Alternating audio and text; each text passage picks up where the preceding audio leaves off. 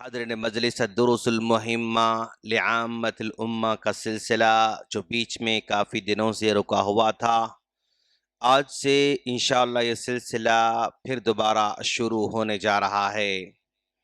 ہم اس سے پہلے جس ٹاپک کو لے کر ہم چل رہے تھے، بن باز رحمہ اللہ کے بنائے ہوئے ایک چھوٹے سے سلیبس کے مطابق اخلاق کا باب چل رہا تھا، کیریکٹر کا باب چل رہا تھا، تو ہم پھر دوبارہ جہاں چھوڑے تھے اسی سے ہم لوگ وہاں سے جو ہے شروع کرنے جا رہے ہیں، اسی سے ہم آغاز کرنے جا رہے ہیں۔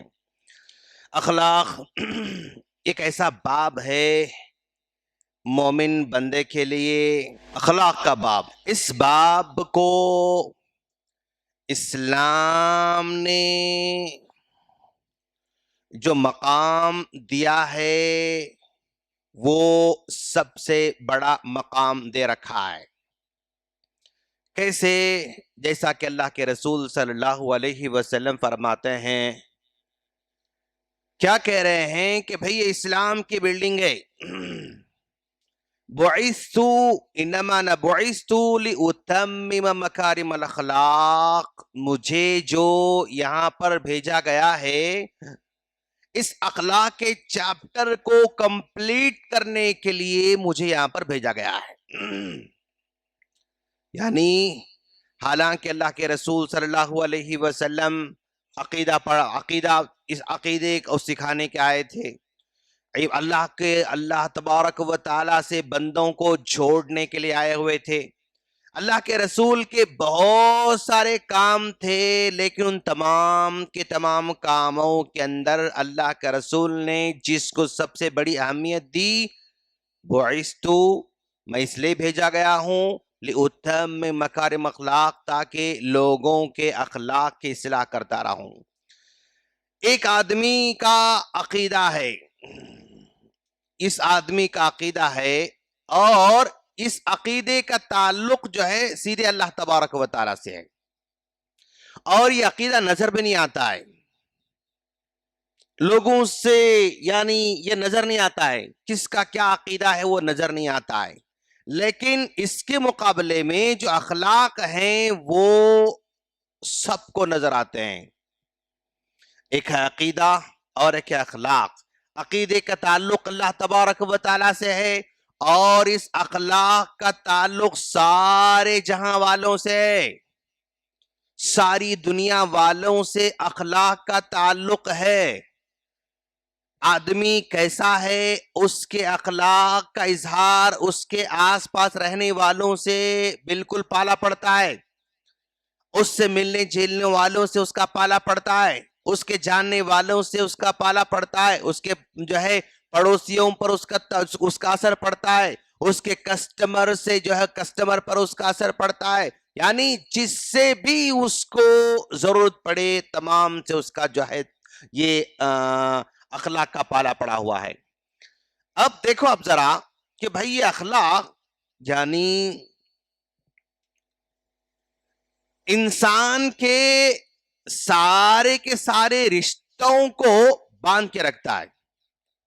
اب ایک آدمی ہے، مان لو خالد، ایک آدمی ہے خالد، یہ خالد سے دنیا جہاں کے ہزاروں رشتے جڑے ہوئے ہیں، ہزاروں رشتے جڑے ہوئے ہیں، ہزاروں رشتے سے جڑے ہوئے ہیں۔ ماں باپ کا رشتہ بھی ہے، بیوی کا رشتہ بھی ہے، بچوں کا رشتہ بھی ہے، بیٹیوں کا رشتہ بھی ہے، بھائیوں کا رشتہ بھی ہے، خالہ کا رشتہ بھی ہے، چاچا کا رشتہ بھی ہے، دوست کا رشتہ بھی ہے، کسٹمر کا رشتہ بھی ہے، پڑوسی کا رشتہ بھی ہے، ہزاروں رشتے اس سے جڑے ہوئے ہیں۔ اور یہ رشتوں کا جو دھاگا ہے یا رشتوں کی جو رسی ہے، اور یہ جو ٹکی ہوئی ہے نا، یہ صرف اخلاق کی مضبوطی سے ٹکی ہوئی رہتی ہے۔ یہ جو تعلق ہے، جو رسیاں جڑی ہوئی ہیں، جو دھاگے جڑے ہوئے ہیں، یہ کب مضبوط ہو سکتے ہیں؟ اس کے اخلاق سے ہی مضبوط ہو سکتے ہیں۔ اگر اس کے اخلاق اگر کمزور پڑ جائیں گے نا، یہ سارے کے سارے رشتے جو جڑے ہوئے ہیں وہ خود بخود جو ہے کمزور پڑتے جائیں گے. دھیرے دھیرے جو ہے کمزور پڑتے ہوئے وہ یہاں سے کیا ہو جائیں گے، یعنی وہ چھوٹ جائیں گے. خلاص ایک ڈوری کٹ جاتی ہے، پھر ایک ڈوری کٹ جاتی ہے، پھر ایک ڈوری کٹ جاتی ہے، پھر ڈوریاں کٹتی جاتی ہیں. اخلاق جتنے کمزور ہوتے جاتے ہیں اس کے رشتیاں اتنی ہی کمزور بلکہ ٹوٹتی جاتی ہیں. تو گویا انسان سے جڑے ہوئے جتنے بھی افراد ہیں وہ سارے کے سارے اس کے اخلاق پہ ٹکے ہوئے ہیں. اب کچھ چیزیں ایسی ہوتی ہیں جو یعنی لوگوں کی ضرورت ہوتی ہے. ایک ہے رشتہ اور ایک ہے ضرورت. اگر اخلاق نہیں ہے تو صرف ضرورت اس کو یعنی قریب لاتی ہے پھر دور لے جاتی ہے، قریب لاتی ہے پھر دور لے کر جاتی ہے. رشتہ نہیں ہو سکتا ہے، تعلق نہیں ہو سکتا ہے، بغیر فائدے کے قریب آ نہیں سکتا ہے، بغیر اس کی ضرورت کی تکمیل کے اسے جھوٹ نہیں سکتا ہے. ضرورت اگر کسی کو جوڑ رہی ہے وہ کوئی کمال نہیں ہے. مان لو فار ایگزامپل وہ ایسی ہے جیسا ایک جو ہے اجنبی دکان ہے، میں اس راستے پہ چل رہا ہوں، پانی کی ضرورت پڑی، میں 20 روپے دے کے پانی کی بوتل لے لیا اور آگے نکل گیا. میں اس کے پاس کیوں گیا؟ ایک ضرورت کی وجہ سے گیا، لیکن میرا رشتہ اسے جڑ نہیں سکا، میرا تعلق اسے قائم نہیں ہو سکا، میری دوستی اسے قائم نہیں ہو سکی. بالکل ویسی ہوتا ہے بغیر اخلاق والا آدمی. اس سے جس کی بھی ضرورت پڑے گی وہ آئے گا لے کر چلا جائے گا، آئے گا لے کر چلے گا، لیکن رشتہ کسی سے وہ قائم نہیں کر سکتا، تعلق کسی سے قائم نہیں کر سکتا.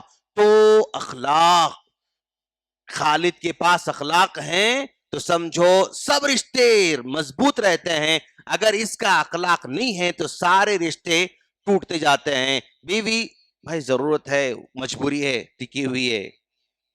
ہاں بچے اس وقت مجبور ہیں، بچے بچپن میں مجبور رہتے ہیں، لیکن اگر یہی بچہ بڑا ہو گیا تو کمانے قابل بن گیا تو پھر اس کے بعد یعنی برائے نام تعلق باقی رہ جاتا ہے. بھائی اگر چھوٹے بھائی ہیں کمزور ہیں تو مجبوراً جڑے ہوئے ہیں اپنے بڑے بھائی سے. اگر اخلاق نہیں ہے تو پھر یہ بھی جب قابل ہو جائیں گے، پیروں پہ کھڑے ہو جائیں گے، اس کے بعد وہ بھی نکل کر چلے جائیں گے. تو اخلاق سب کو جوڑے رکھنے پر مجبور کر دیتا ہے. اخلاق نہیں ہے تو پھر اسے لوگ جو ہے اسے کٹتے جاتے ہیں. اور اخلاق جس کے پاس ہے، جیسے ماجد ہے،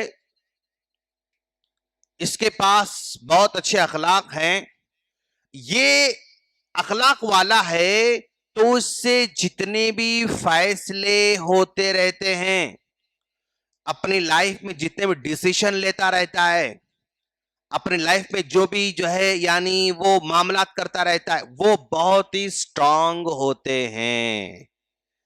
اخلاق والا ہی صحیح فیصلہ کر سکتا ہے، جو بد اخلاق ہے وہ صحیح انصاف نہیں کر سکتا، صحیح فیصلہ بھی نہیں کر سکتا.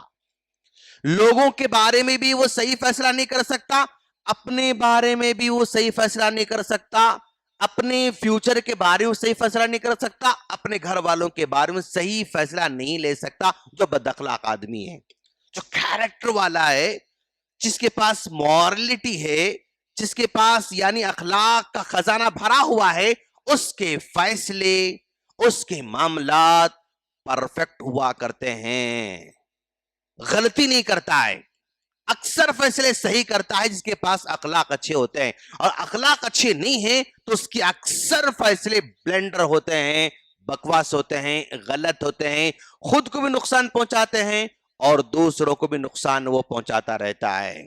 تو اخلاق جس کے اچھے ہیں اس کے فیصلے، پہلی بات رشتے اس کے مضبوط رہتے ہیں، دوسری بات اس کے فیصلے بہت زیادہ اچھے ہوتے ہیں، اور تیسری بات اسی ماجد کے پاس اخلاق اگر اچھے ہیں تو فیصلے اچھے کرنے سیکھتا ہے اور رشتے جڑ جاتے ہیں. اور تیسری بات یہ آدمی یعنی مالدار رہو، غریب رہو، مسکین رہو، کچھ بھی رہو، لیکن عزت کے تار اس سے جڑتے جاتے ہیں.